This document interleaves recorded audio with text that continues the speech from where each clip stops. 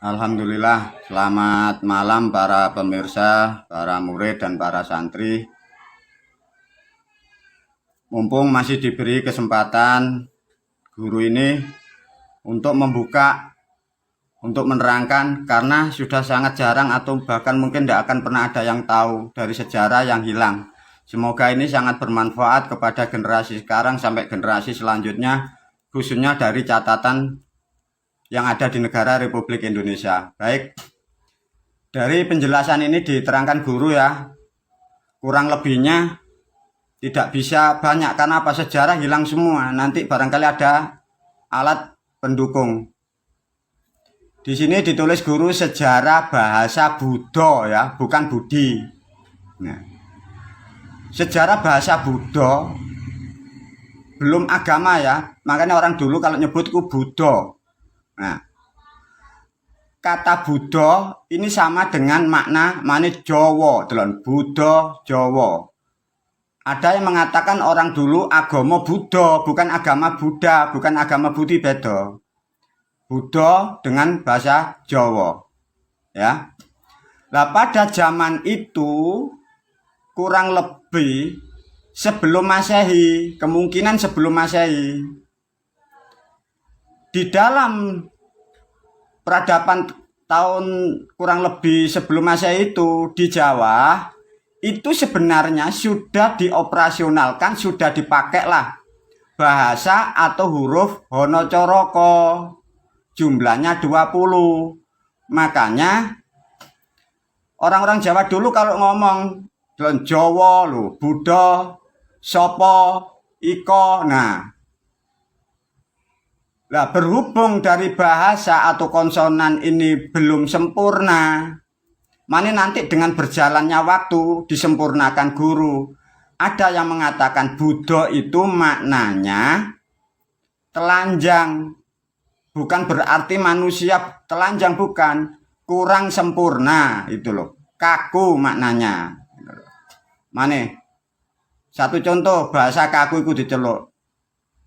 Nak rineo opo loh, itu loh. Jadi kaku. Nah, kekurangan itu dibenahi dengan perjalanan. Nah, ini alurnya. Nah, di zaman Buddha dulu sebelum Masehi di Jawa, hurufnya dibekali namanya Hanacaraka. Kitabnya yang ada dua setahu guru, namanya kitab Nagapertala. Ini sudah tidak ada yang ngerti juga.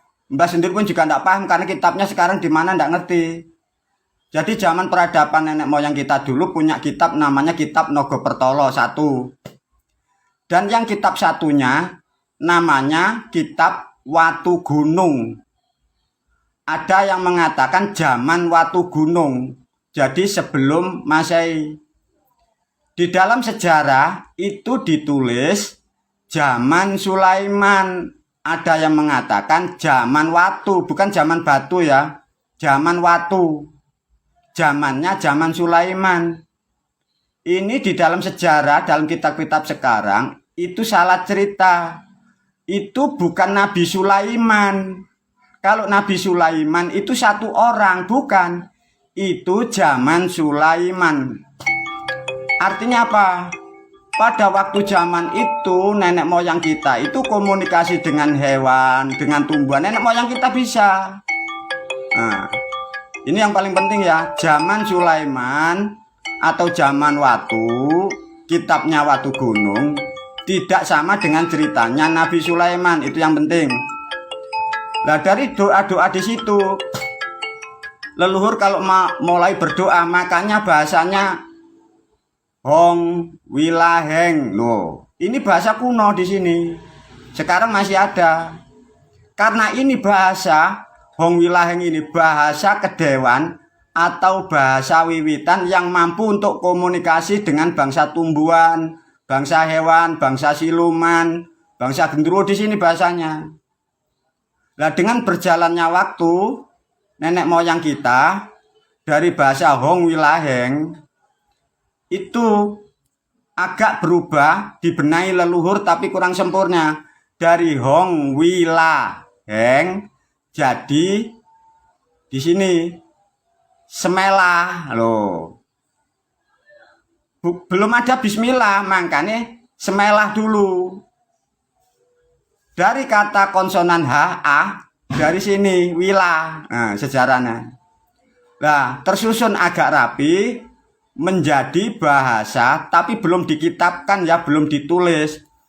Zaman dahulu nenek moyang kita kalau berdoa atau memulai sesuatu ritual, ini sejarah bahasanya. Bismillahirrahmanirrahim. Nah, ini sejarahnya, tidak sama. Bismillahirrahmanirrahim. Nah, gitu. Dari perubahan bahasa dan konsonan sudah dirubah, dibenahi oleh guru di sini. Nah, setelah di sini berkembang agak maju, dibenahi oleh di sini leluhur kita yang disebut Wali Wolu Songo Tinari. Ini bukan Wali Songo yang di cerita-cerita agama ya, beda ya. Di kaset lain sudah diterangkan diterangkan guru. Bahasanya Wali Wolu Songo Tinari. Ini bahasa sandi passwordnya. Wali Songo yang di kitab-kitab sekarang, yang di film-film, itu mengambil dari bahasa nenek moyang kita di sini. Itu sebenarnya tidak ada, ya paham ya. Jadi Wali Wolu Songo Tinari, 9 dewa, 9 leluhur kita, menyusun dari Hong Wilaheng dadi semelah, berubah jadi Bismillahirrahmanirrahim, berubah jadi Bismillahirrahmanirrahim. Lah ini sudah mulai masuk tahun-tahun peradaban. Kalau tahun kita pakai Masehi sudah mulai 67 Masehi ini. Nah, ketemu. Nah, disinilah mulai berkembang, sudah tertata rapi, makanya disebut ilmu Islam atau ilmu aboge. Nah inilah ini yang jadikan terus negara Jawa, kerajaan Jawa hebat-hebat, Mojopahit hebat. Lah ini karena ilmu Islam, ilmu yang menyelamatkan. Nah, ini yang paling penting untuk dipahami. Nah, dari perjalanan ini masuk sekarang tahun 2022, karena kerusakan sudah lama, guru sekarang membenahi agar lurus kembali. Karena di dunia di zaman sekarang guru membenahi hanya wilayah Jawa dan sampai hanya sebatas Indonesia atau di wilayah bumi Nusantara atau lebih tepatnya di bumi Pancasila. Artinya guru hanya meluruskan Islam dan menyusun Islam kembali agar menjadikan rahmat bagi warga bangsa Indonesia. Karena untuk menyusun di sini sekarang di Jawa dan di Indonesia ini penduduknya sudah campur. Nah, di buku ini ditulis sama guru. Di sini nanti ada sejarah Chinese, ada sejarah India. Dan ini sudah menjadi okulasi, sudah menjadi percampuran di sini. Sedikit gambaran karena video nanti tidak bisa lama. Karena zaman kerajaan Mojopahit entah yang pertama yang berapa kurang jelas, ada nenek moyang kita dari Kediri berbakti di kerajaan Majapahit, itu disuruh pergi ke Cina. Ada yang mengatakan cerita naik layangan, disebut Assalamualaikum yang musungging Purbangkara. Nah, setelah di sana beliau kembali lagi di sini. Karena di sana sudah mempunyai keturunan, makanya pada waktu dulu ke sini jadi permasalahan itu sebenarnya bukan menjajah. Keturunan yang dari Sungging Purbangkara itu ingin mencari nenek moyangnya. Karena kodrat manusia intinya mencari leluhurnya. Sama Mojopahit di sini ada masalah. Nah, untuk keturunan yang dari Mojopahit yang ke Cina dibuktikan cuma satu ini nanti. Artinya jiwa atau roh dari orang Kediri, dari yang berbakti di Majapahit, jiwa atau rohnya yang di Chinese, tubuhnya bisa wujudnya Chinese, ciri-cirinya bermata sipit. Nah, itu cirinya. Itu ada sejarahnya karena waktu dulu ditinggal yang Musungging Purbangkara dari Chinese kembali ke Jawa, anak cucunya nangis. karena saking lamanya selama 40 hari nangis, itu makanya sampai terjadi kelopak matanya sipit. Artinya keturunan yang Musungging Purbangkara yang dari Cina ini punya keyakinan, punya agama, kalau ada nenek moyangnya meninggal, itu selama 40 hari itu tidak boleh melakukan aktivitas apapun. Nah, ini ketemu. Makanya di Jawa ini nanti kita buka sejarah. Makanya di sini kalian tidak boleh terlalu kejam sama Chinese. Itu ada saudaramu, ada jiwa dari Jawa. Nah, dari India kemarin sudah dibuka sama Mbah, sama guru. Di India di sini, di dalam Wolu Songo Tinari ada namanya Baginda Kilir. Orang Jawa dulu nyebutnya Begindo Kilir. Dirubah di kitabmu jadi Nabi Khidir, makanya gak ketemu. Yang disebut dalam kitab Nabi Khidir itu Begindo Kilir. Begindo Kilir itu dari India, masuk ke wilayah timur sekitar Banyuwangi sana dulu masuknya. Begindo Kilir ini keturunan atau putra Ibu Gangga, Dewi Gangga. Makanya di Jawa ada namanya tanaman ganggang. Nah, ini ketemu sejarah. Dari kata Buddha, makanya orang dulu nyebutnya Jowo, Opo, Iko, Sopo, Kaku. Nah, dan untuk diketahui karena manusia sekarang tidak ngerti, Hono Coroko itu huruf atau konsonan hidup. Jadi Hono Coroko itu maknanya huruf hidup. Artinya bahasa itu bisa dioperasionalkan dengan benda-benda alamiah. Makanya karena ini huruf hidup, lah ini kadang tidak ngerti masyarakat. Makanya doa-doa yang ada di Jawa itu memakai konsonan ini mengikat dengan makhluk hidup. Makanya bisa jadi ilmu pengasihan, bisa tanaman jadi baik, hewan ditundukkan. Karena huruf Hono Coroko ini huruf hidup. Tidak seperti ABCD yang dari luar alfabet itu huruf mati, tidak sama. Nah, akhirnya untuk menyempurnakan kata Buddha dan Jawa dimaknai kaku. Dari Wali Wolu Songo Tinari tersusunlah yang disebut huruf eja ya. Dulu itu namanya huruf eja atau hija, terus dirubah jadi hijaiyah. Itu dasarnya dari Jawa. Nah, huruf hija atau eja sekarang disebut hijaiyah, itu juga huruf hidup. Itu alif sampai iya. Nah, itu bisa dioperasionalkan. Nah, ini sudah menyatu dengan bahasa Jawa. Makanya sekarang satu contoh ya, huruf hidup yang ada di hijaiyah. Contohnya, tak kampleng loh, tak ya. Artinya kata kerja. Terus disebut lagi, nak, rinion, nun, loh itu loh. Itu bahasa hidup. Loh nak, kue yamini kok wis ganteng kajangin nandi, badhe medal, loh, ya.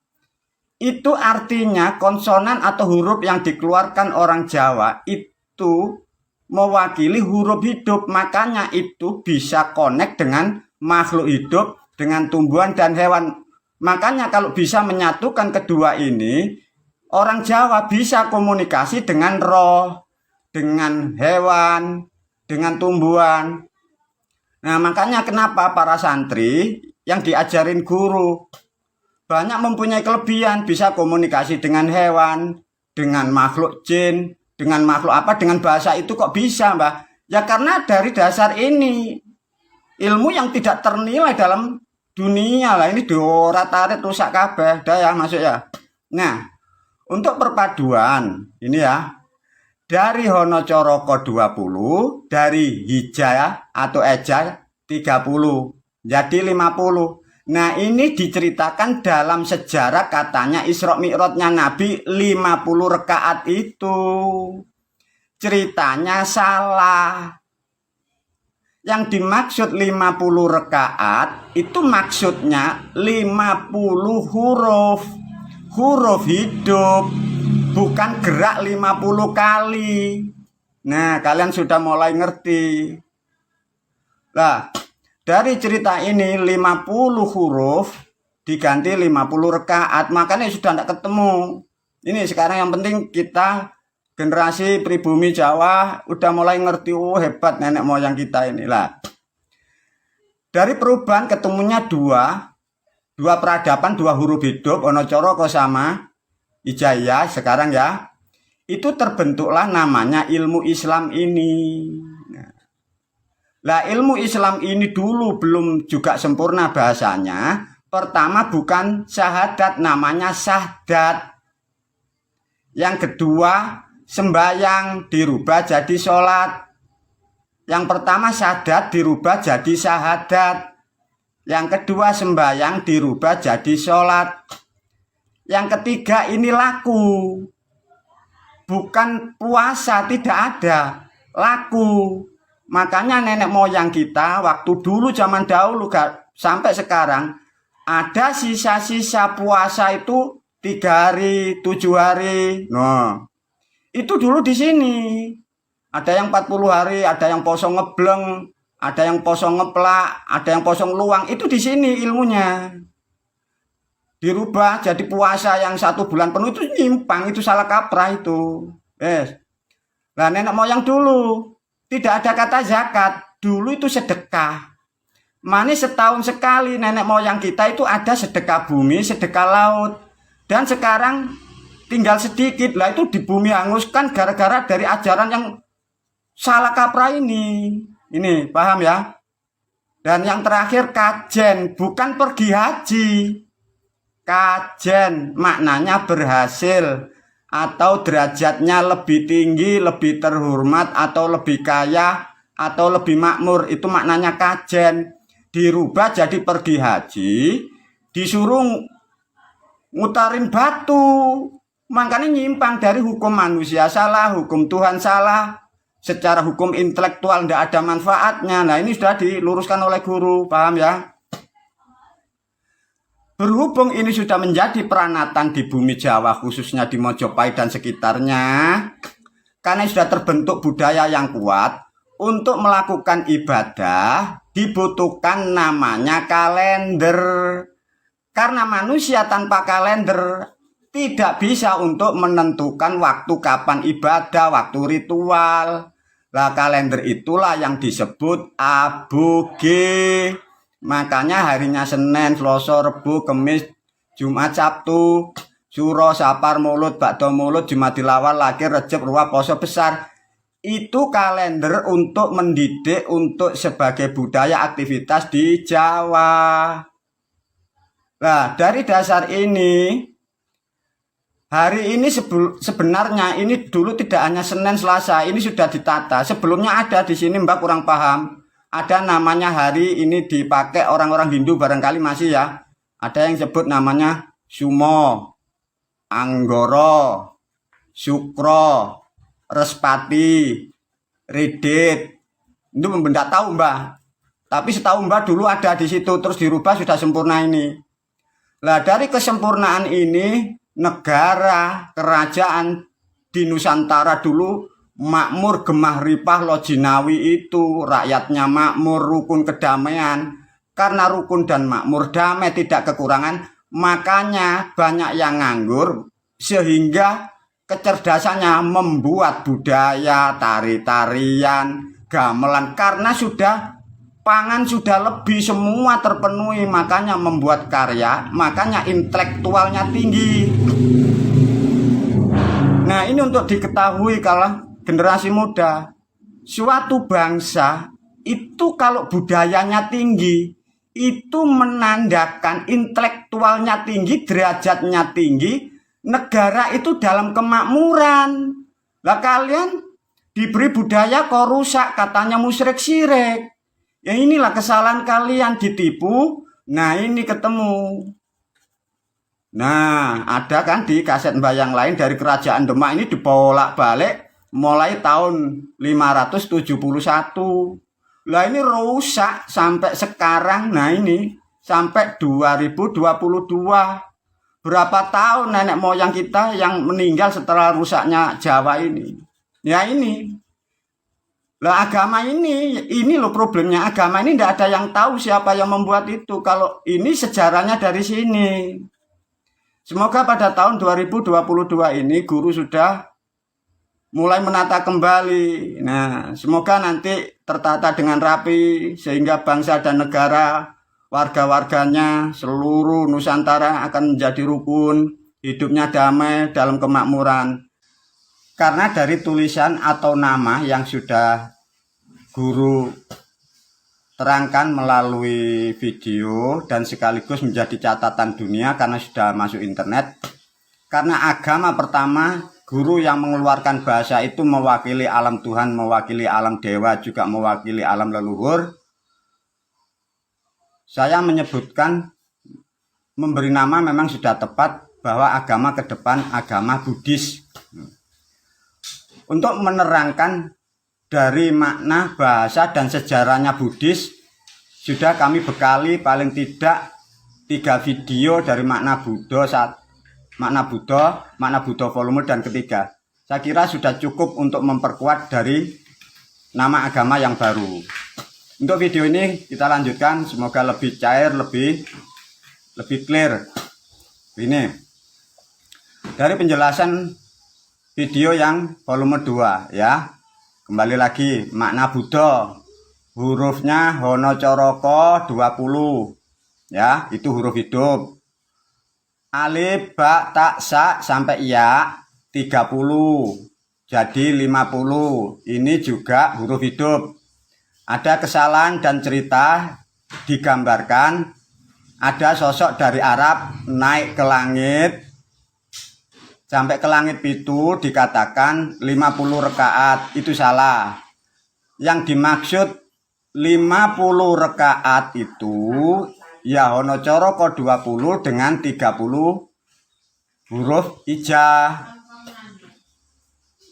Karena sulitnya untuk menerangkan sehingga digambarkan langit sab 7. Karena sangat sulit, memang tidak akan pernah ada yang bisa.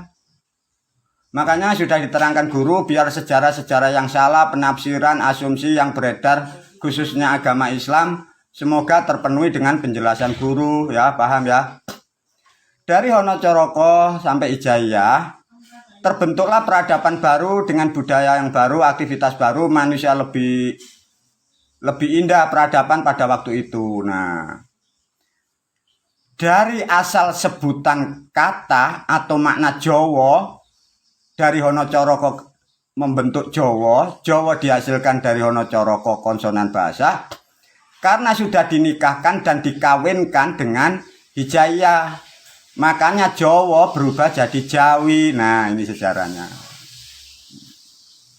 Karena sudah okulasi, sudah kawin sama alif ba ta ini.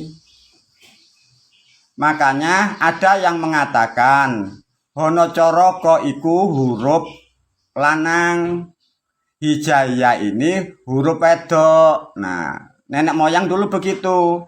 Maknanya huruf alif ba ta sampai iya dimaknai wadahe. Nah, tempatnya dimaknai wedok.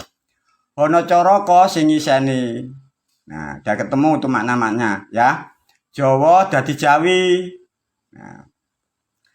Lah sekarang masih ada ilmu-ilmu yang ilmu Jawa atau ilmu Jawa, beda dengan ilmu Jawi. Ini dikasih tahu karakter ya. Karena ilmu Jawa ini bahasa dari Hono Coroko, bahasa lama, mempunyai Jawa itu artinya kenceng, kaku. Sifat orangnya jujur, nggak mau berbelok, tapi karakternya nggak mau tahu, monoton. Pokoknya ini yang ini sudah nggak mau tahu. Nah karakter itu kurang baik, loh. Makanya dibenahi dari Wali-Wali Songo Tinari, ditambahkan konsonan hidup, merubah karakter orang Jawa jadi Jawi, ada kesempurnaan. Makanya di sini Jawa asali wong Jawa jadi tiang Jawi, dah ketemu. Makanya orang Jawa kalau nyebut wong Jawa iku kena dimaknai masih kaku, monoton, tidak fleksibel, bisa dikatakan sangat ketinggalan. Nah, kalau disebut tiang Jawi sudah beda. Ada nilai santunnya, ada nilai akhlaknya. Ini loh ya, beda ya. Wong Jawa dadi tiang Jawi. Nah, yang dimaksud tiang Jawi atau Jawi itu apa, Mbak? Sudah ketemu dua makna kehidupan, dua kepribadian menyatu dari regenerasi sampai sekarang. Makanya disebut Jawi adalah wong Jawa sing ngislami, wong Islam sing jawani. Makanya menjadi bahasa terus jadi perilaku di Jawa, menjadikan bentuk karakter yang disebut perilaku budi luhur. Nah, budi luhur ini dihasilkan dari tiang Jawi. Lah ini untuk saudara-saudara yang masih berpatokan pada ajaran nenek moyang yang dari Jawa kuno tulen. Semoga diberi kesadaran, itu nanti kehidupan kalian tidak bisa indah, hidup Anda kaku, ketinggal. Ikutilah apa nasihat dari guruku ini. Apa yang diajarkan di sini, berubahlah mau ndak mau. Karena agama yang Jawi ini sudah menyebar. Nah, paham ya? Jadi membentuk perilaku budi luhur. Nah, tatkala sudah membentuk ini, baru dibuatlah zaman untuk sampai ke depan agar tidak rusak. Di sini dibekali namanya kerangka Al-Quran. Bukan kitab ya. Asalnya Al-Quran itu dari bahasa Jawa juga. Quran maknanya nasihat. Sebelum saya terangkan di sini, ini untuk dipahami. Ini didengarkan baik-baik agar lebih cerdas. Nek ono barang, opo ae barang iku, sapa sing iso nerangno kanthi detail lan jelas, ya iku sing gawe. Sapa ae sing gawe, ya iku sing iso nerangno kanthi detail. Nah, paham ya? Lah artinya kerangka Al-Quran atau Al-Quran yang ada sekarang di dunia, pertanyaannya, kalau begitu siapa guru yang membuat? Nah, udah ketahuan kan? Ya, alhamdulillah. Kerangka Al-Quran di kaset lain sudah diterangkan ya. Sebenarnya dan yang harus terpenuhi itu 6.660 ayat. Kalau dari kurang itu artinya ada yang hilang ya. Dari yang dimaksud kerangka itu 6 tidak boleh dikurangi atau dibagi atau dikalikan. Harus ditambah 6 ditambah 6 12. Ditambah 6 18. Ditambah 6 24, kalau dijumlah sama 6. Nah, angka 6 mempunyai nilai nom. Nom itu menerangkan wiwitan atau kawitan. Lah itu nanti terjadinya pemahaman ilmu metafisika. 6.666 itu diterangkan sekarang diganti nama ayat. Pada dasarnya itu bukan ayat, itu bahasa lama, itu oyot. Nah, itu loh. Nah, yang dimaksud oyot itu kalau di tanaman itu bagaikan akar. Makanya dari ayat yang 6.000 itu mengakar, mengikat kepada roh-roh yang sudah ada di dunia, bahkan seluruh dunia. Makanya orang Jawa kalau memanggil buyutnya dulu namanya oyot atau buyut. Itu kalau diucapkan dengan kalimat yang ada di Quran, itu bisa connect, begitu loh maksudnya, paham ya? Jadi ayat itu dari oyot, jadi nenek moyang kita uyut buyut, dimaknai akar, artinya anak cucu yang di Jawa, itu masih bisa berkomunikasi, ada tali penyambungnya. Untuk komunikasi itu dibekali dari 6.600 ini, lah karena terlalu banyak, dirumus diperkecil. Nah, 6.666 itu dinamai juz. Juz itu maknanya wadah atau ruko. Nah, ruko atau wadah sebenarnya bahasanya di situ bukan juz ya. 30 ruko ya. Makanya kembali sebenarnya dari alif ba ta itu 30 itu mewakili di situ. 30 ya, 30 juz diringkes jadi kitab namanya turutan. Nah, ketemu ya. Turutan itu dikuatkan didasari dari huruf hija. 30 huruf, artinya 30 huruf hija alif sampai ya. Satu huruf maksudnya itu mewakili satu juz. Nah, ketemu. Nah, kesalahan di Departemen Agama, turutan ini dirubah jadi ikro, jadi tilawah, makanya rusak, ndak ketemu alurnya. Karena turutan ini ndak boleh dirubah, bahasanya ini password. Makanya untuk menjadi orang Islam, mengerti ilmu Islam, turut itu maksudnya urut. Sekarang kalian ganti bahasanya tartil. Loh, ketemu. Nah, dari 30 juz ya turun sampai ke 30 huruf menjadi kitab turutan. Nah, ini mulai masuk ya. Dalam satu kitab dulu ya, yang sekarang enggak tahu. Satu kitab turutan itu isinya 37 ayat. Sebenarnya itu 36. Yang pertama itu babone sumbere sebenarnya. Sebenarnya dia berdiri sendiri. Maksudnya surat Al-Fatihah 7 ayat itu maksudnya mau meringkas menerangkan ke 36 ini. Paham ya? Lah yang dimaksud 36 ini menerangkan perjalanan manusia meliputi satuan namanya hari. Makanya ada pasaran, ada bulan, ada tahun, ada windu. Untuk mengoperasionalkan ini ya, makanya disebut selapan. Makanya selapan itu 36 hari setiap manusia agar bisa selamat, bahasanya diganti taskarun. Sekarang dirubah guru namanya taskarun. Ada yang mengatakan wetonan. Kalau itu dilakukan, ada yang diterima oleh manusia itu tubuhnya kuat, hidupnya tentram, ekonominya kuat, sampai besok-besok setelah meninggal bisa ketemu sampai ke uyut, ke nenek moyang yang dikatakan masuk swarga loko. Ada yang mengatakan Jannatun Naim. Kalau di sini tidak dilakukan dengan cara-cara yang salah seperti di luar, makanya tidak akan pernah ada namanya surga. Clear ya? 36 hari disebut selapan, diganti nama surat ya, itu hanya pralambang gambaran surat. Sebenarnya ini maknanya. Dari Al-Fatihah tersusunlah satu titik dirubah. Makanya Al-Fatihah itu dibuat 7. Mana tak ajarin biar kamu tahu siapa dulu yang nyusun di Al-Quran ya.